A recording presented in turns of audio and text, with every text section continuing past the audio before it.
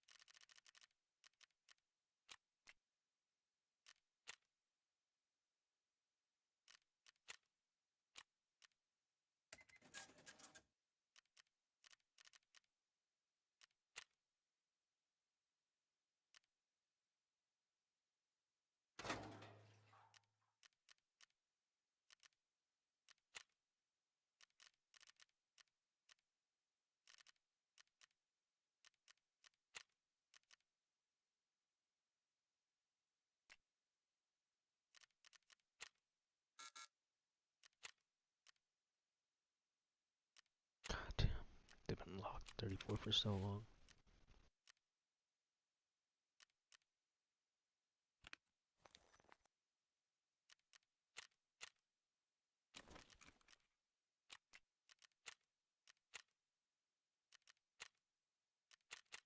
Better be no fucking matching bugs, that shit was so annoying. Tried twice yesterday, both times matching bugs.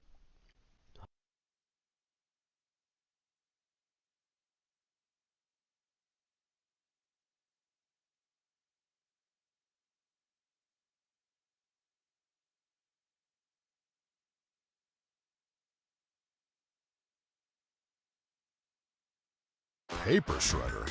That sucks. Fleas and ticks suck too. Seresto can help with this one. One collar provides the longest lasting protection for 8 continuous months. Stop sucking with Seresto. We're building a better postal service. All parts working in sync to move your business forward. For more value, more reliability, and more on-time deliveries. The United States Postal Service, built for how you business. Ways that she was repeatedly barred from growing up. This to try and do the quote ladylike things that were pushed onto her as a kid, which she wasn't particularly good at. 4, as Peggy got older, she recognized that she really was capable in a lot of different ways that she was repeatedly barred from growing up. This seemingly helped push that stubborn nature to the forefront. Peggy has shown over and over again that she hates being told no. She hates being told what she can or can't do, and this likely is because she was told no so much growing up, even though she was capable. 5, this combination of capability, insecurity, and stubbornness became a dangerous combination for Peggy because though she is capable, she's not capable at everything. There is a lot she is simply not great at. But because people told her no so much growing up, and she later proved these were things she was actually good at, this instilled an overconfidence in her. Basically, when you tell Peggy Hill she can't do something, she's like, it became personal with me. 6, that insecurity and stubbornness created an inability to admit when she has been beaten or is wrong. Oftentimes, when Peggy is completely overwhelmed by a situation that she was not prepared for, rather than admitting failure, she doubles down and makes things worse. That's pretty much the Peggy Hill pattern, with some occasional variation and twists throughout the series. Let's take a look at a few examples to show how this pattern plays out. In Season 3's Peggy's Pageant Fever, Peggy decides to enter a beauty pageant, which is obviously very representative of those aforementioned ladylike things that Peggy has never been particularly good at. So this once again appeals to her insecurities, and she decides decides to enter the pageant to prove herself, and she really believes she's gonna win. With my smarts and looks and muchos talentos, well, I think I have a huge edge over these bimbos, huh, Hank? When she's challenged by Hank and Nancy, she once again doubles down. She fires Luann as her stylist and hires a professional to give her an over-the-top makeover, which ultimately dooms her. In the end, Peggy didn't win the pageant or even participate, but this is a pretty solid showcase of that Peggy Hill pattern. In the episode Death in Texas, Peggy receives a letter from a prison inmate who claims that Peggy was a teacher who inspired him. So right off the bat, this person is appealing to Peggy's insecurities. She goes to see him because she wants to believe that she impacts her students in profound ways, even if that student is on death row for murder. Through their time together, Peggy is manipulated by the inmate and begins to spend a lot of time with him, at which point Hank forbids Peggy from going back to the prison. This is where that Peggy Hill stubbornness kicks in. Nobody forbids Peggy Hill. Forbidding Peggy Hill is basically the one way you can ensure she'll actually do something. When she doubles down, she's tricked into smuggling cocaine into the prison inside a Boggle hourglass, and then, astoundingly, she continues to do it over and over, despite how obvious it is. Peggy's insecurities led her to the prison, and her stubbornness kept her there, getting her into deeper and deeper trouble. But Peggy isn't always this foolish. She does find her own way out of the situation. When she realizes that the inmate used all of the cocaine and there was no evidence against her, she denies any of it happened. And this really is the pattern we see over and over in the show. Peggy gets a job at the local newspaper writing the household tips column, something she is not very good at. When she runs out of tips that she steals from Min, her overconfidence leads her to make up her own, telling people to mix bleach and ammonia for household cleaning. She almost mustard gassed the entire town. In season 4, she accidentally becomes a foot fetish model, which personally I believe there's nothing wrong with, but she didn't realize what she was actually getting into. When Hank shows her the true nature of the foot modeling, she actually doubles down and continues to model. She's basically convinced that her incredibly large feet are desirable for certain types of people, which is absolutely true, and this speaks to Peggy's insecurities directly. She's never felt beautiful or desired, so having something special about her, especially something she was previously very self-conscious of, is exactly what Peggy wanted to hear. In the end, I actually think Peggy should feel that way about her big feet,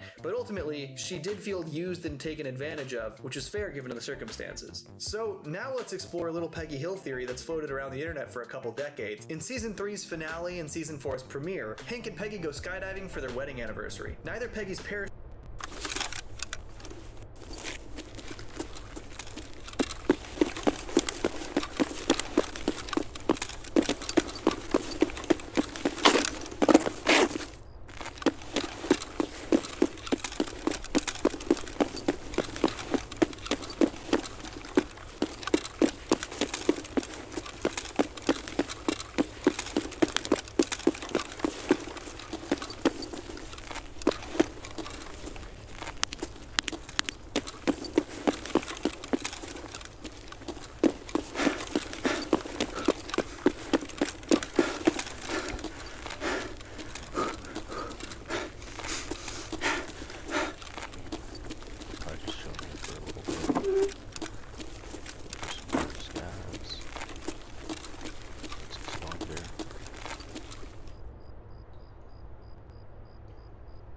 Stop shooting good guys, you fucking asshole! Nice move! Are you nuts? What the hell? Fucking terror group. We've got a fucking rat! Kill him! We've got a fucking rat! Kill him! Never mind, we've still got work to do. Shit, what's your problem, man? Good...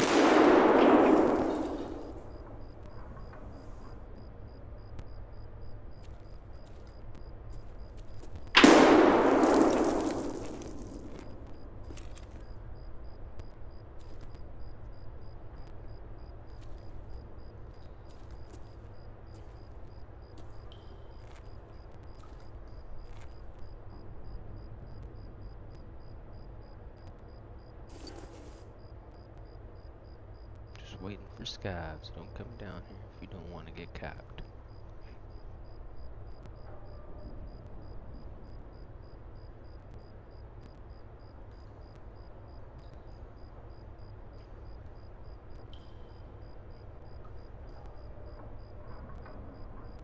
Может, ну нахрен?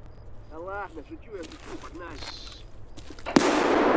Похоронный, правый похоронный.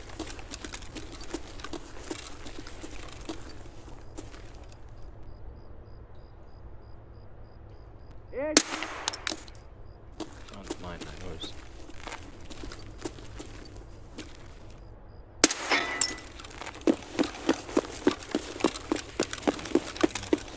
Suspect.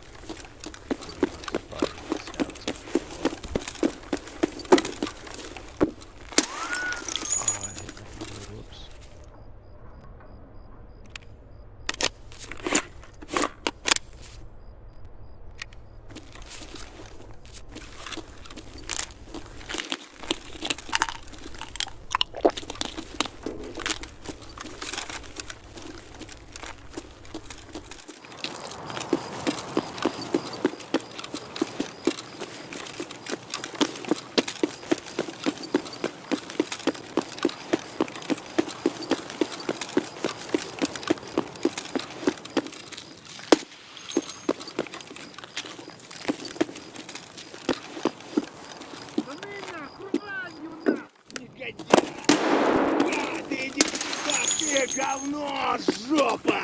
Ну, пацан готов!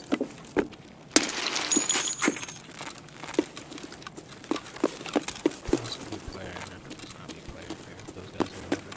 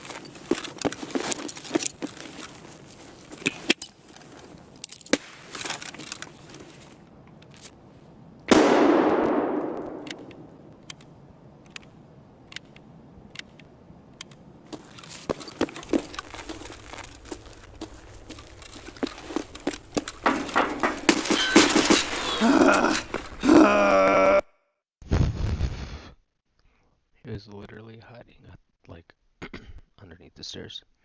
I just jumped over his head. That was some cheesy shit. Bro, grow a pair instead of becoming the wall.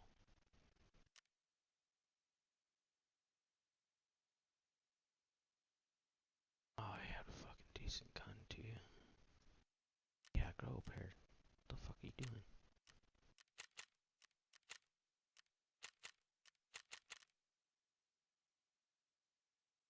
Wow. Grow a pair. This guy's using an AP. He's gonna grow a pair. That man's gonna camp every corner possible. Fucking turd. Fuck, that's lame. That's lame as fuck. There wasn't a single movement. Like, I wish I would have fucked up my grenade and it landed right there instead of throwing a really good grenade that went fucking halfway down the hall where no one was at. Fuck.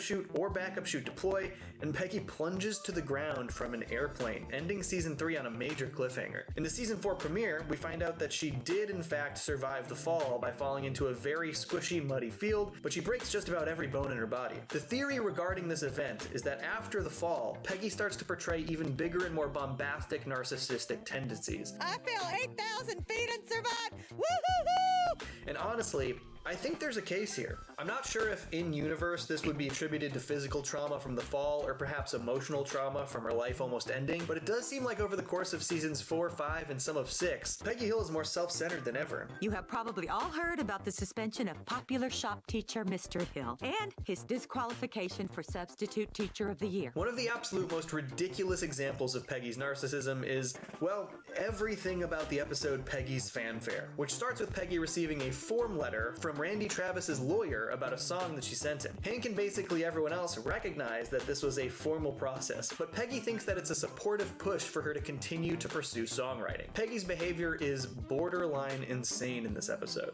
Where we will get to meet our favorite country music stars, including my friend Randy Travis. She basically completely takes over a church trip to a fair where Randy Travis is performing. Yes, but you did not get a letter from Randy Travis, and I did. We learn that she calls spaghetti and meatballs, well... Spaghetti and meatball. Did she say Spapeggy? And once she meets Randy Travis, she accuses him of stealing her song. Loki is back, and better than ever. We're back. What the?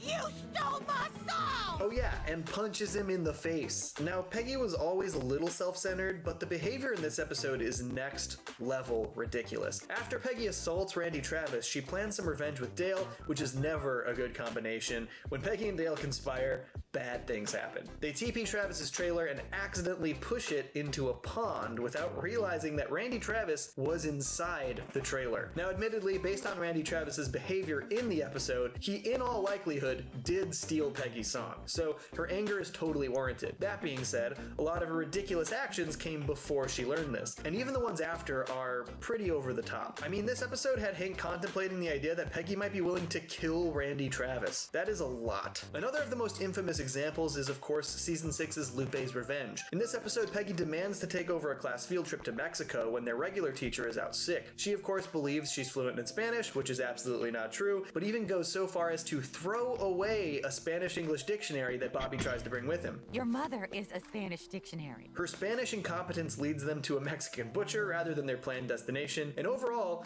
this actually doesn't go horribly. They have a nice time and then head back to Texas. The problem comes on the way back when she accidentally shepherds a young Mexican girl onto the bus with the rest of the class. Yo vivo en México.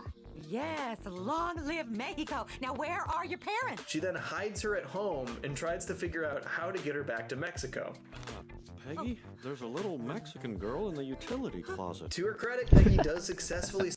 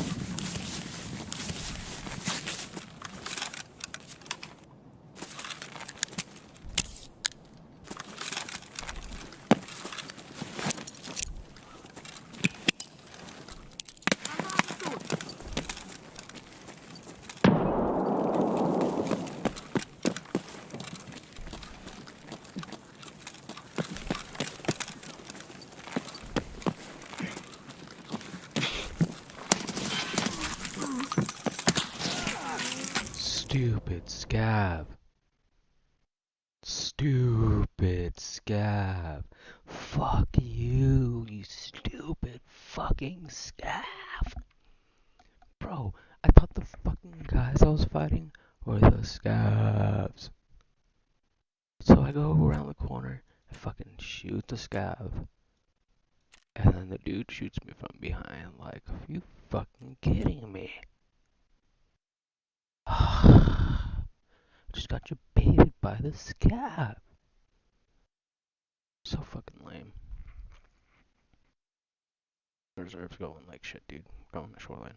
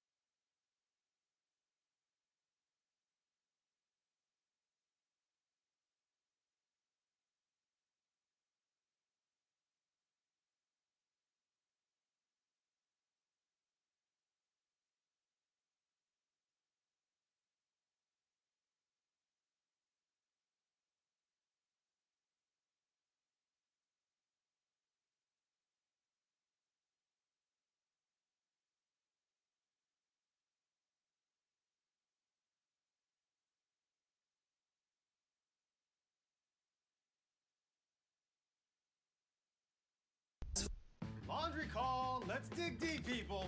When dirt and stain lingers deep, clean deep with new Arm & Hammer Deep Clean Detergent. With micro scrubbers that penetrate deep into fibers. It's our most powerful clean yet. Arm & Hammer Deep Clean. More power to you.